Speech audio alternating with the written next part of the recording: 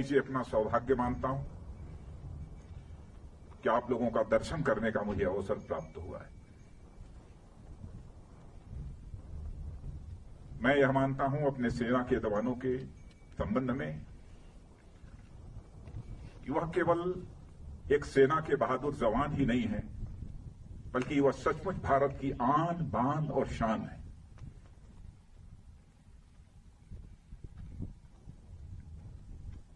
समय समय पर जो भी करिश्माई काम हमारे सेना के जवानों के द्वारा किया गया है, उस पर समस्त देशवासियों को नाज है। आज यदि आपसे मिलकर मुझे बेहद खुशी हो रही है, तो मन में एक पीड़ा भी है, गम भी है। हाल में ही भारत और चीन के जवानों के बीच PP-14 पर जो कुछ भी हुआ,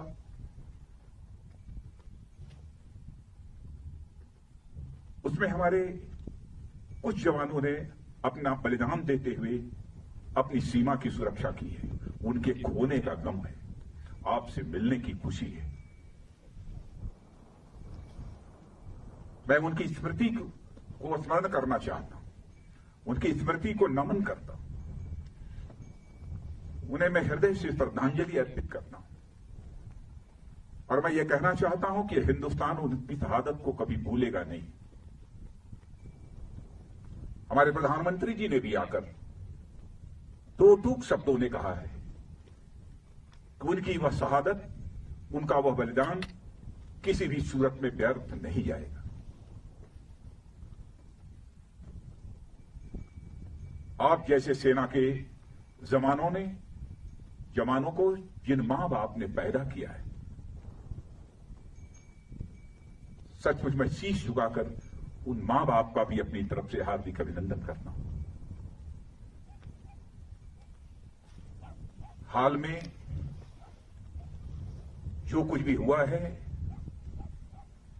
भारत और चीन के सेना के जवानों के बीच, मैं कह सकता हूं कि आप लोगों ने केवल भारत की सीमा की सुरक्षा नहीं की है, बल्कि भारत के 130 करोड़ भारतवासियों के सम्मान की आपने सुरक्षा की। इसके लिए भी मैं अपनी तरफ से आप सबका हार्दिक अभिनंदन करना चाहता हूं और देश के अपने सारे ऐसे सेना के जवानों का अभिनंदन करना चाहता हूं। कैसी स्वाभिमान की भावना आप सबके अंदर है।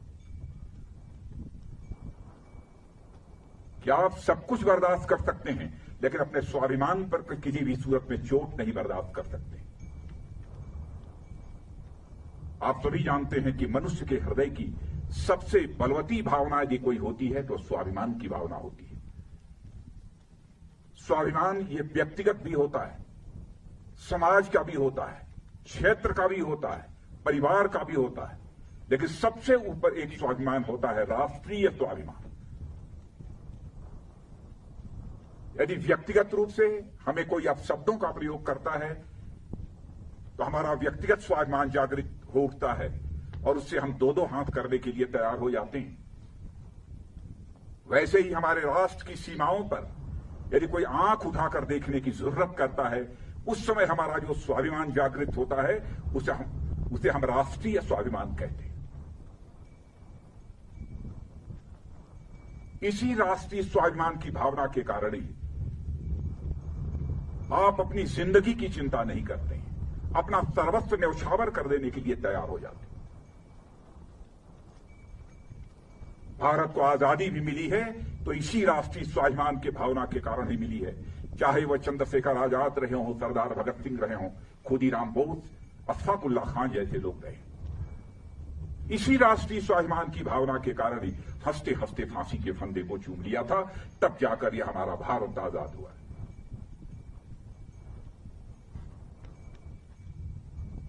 जितना भी आपके बारे में कहा जाए वह कम है।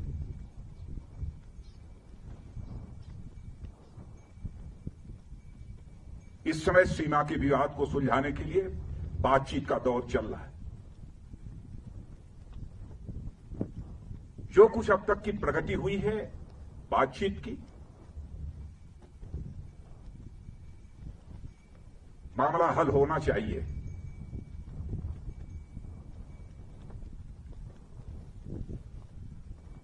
लेकिन कहां तक हल होगा, अभी इस संबंध में मैं पूरे कोई गारंटी नहीं दे सकता हूं।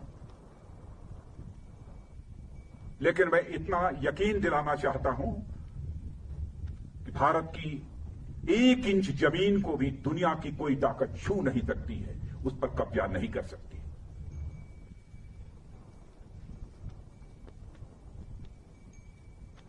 लेकिन बातचीत के द्वारा यदि समाधान निकलता है तो इससे अच्छी बात और कोई दूसरी नहीं हो सकती है। वह सिलसिला चल रहा है, मिलिट्री लेवल पर भी बातचीत चल रही है, डिप्लोमेटिक बातचीत भी चल रही है। भारत का जहां तक सवाल है, भारत दुनिया का इकलौता देश है जिसने सारे विश्व को शांति का संदेश दिया है। भारत दुनिया का इकलौता देश है जिसने कि दुनिया के किसी देश पर न तो कभी आक्रमण किया है और न दुनिया के किसी देश की 1 इंच जमीन पर कभी कब्जा किया है। भारत दुनिया का यह इकलौता देश है जिसने भारत की सीमा में रहने वाले लोगों को ही अपने परिवार का सदस्य नहीं माना है, बल्कि पूरे विश्व की धरा पर रहने वाले लोगों को अपने परिवार का सदस्य मानते हुए वसुधैव कुटुंबकम का संदेश सारे विश्व को किसी एक देश ने दिया है तो हमारे और आपके देश भारत ने दिया है। हम अशांति नहीं चाहते, हम शांति चाहते हैं। हमारा चरित्र रहा है कि हमने दुनिया के किसी भी देश के स्वाभिमान पर चोट पहुंचाने की कभी कोशिश नहीं की। लेकिन यह भी मैं कह देना चाहता हूं 2 टूक शब्दों में, यदि कोई दुनिया की ताकत हमारे स्वाभिमान पर चोट पहुंचाने की कोशिश करेगी तो उसे किसी भी सूरत पे हम बर्दाश्त नहीं करेंगे, उसका हम मुंहतोड़ जवाब देने के लिए भी तैयार रहेंगे।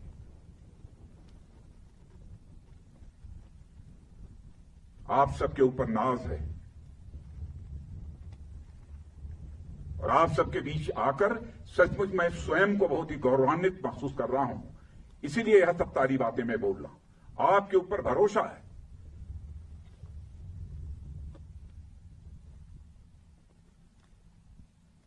और जिन हमारे जवानों ने अपनी शहादत दी है उसका गम केवल परिवार के लोगों को नहीं है, हम लोगों को भी है,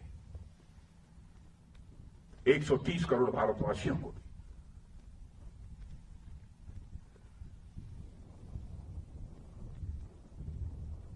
मैं आप सबको बहुत हमारी इच्छा थी कि आप तभी से हमारी भेंट हो। और मित्रों, भरोसा रखना, अब हमारा भारत यह कमजोर भारत नहीं है। भारत का एक सशक्त नेतृत्व है। फिर नरेंद्र मोदी जैसा प्रधानमंत्री हमको मिला है, फैसला लेने वाला प्रधानमंत्री, दृढ़ इच्छा शक्ति का प्रधानमंत्री।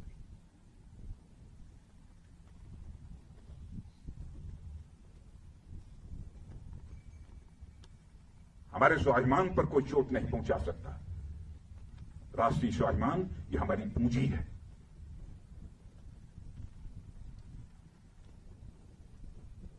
आज के अवसर पर मैं समझता हूं कि और अधिक कुछ कहने की जरूरत नहीं है। लेकिन यदि आज हम लद्दाख के क्षेत्र में यहां पर खड़े हैं और इस फॉरवर्ड पोस्ट पर आकर आप सबसे मिलते हुए जहां मुझे बेहद खुशी हो रही है, वहीं पर इसी लद्दाख के कारगिल द्रास सेक्टर में भारत की सीमा की रक्षा करते हुए, 1-1 इंच जमीन की रक्षा करते हुए हमारे सेना के जवानों ने जो शहादत दी है, उनको भी मैं इसमें स्मरण करना चाहता हूं और उनको भी मैं श्रद्धांजलि अर्पित करना चाहता हूं, क्योंकि कारगिल दिवस की भी एनिवर्सरी 26 जुलाई को है।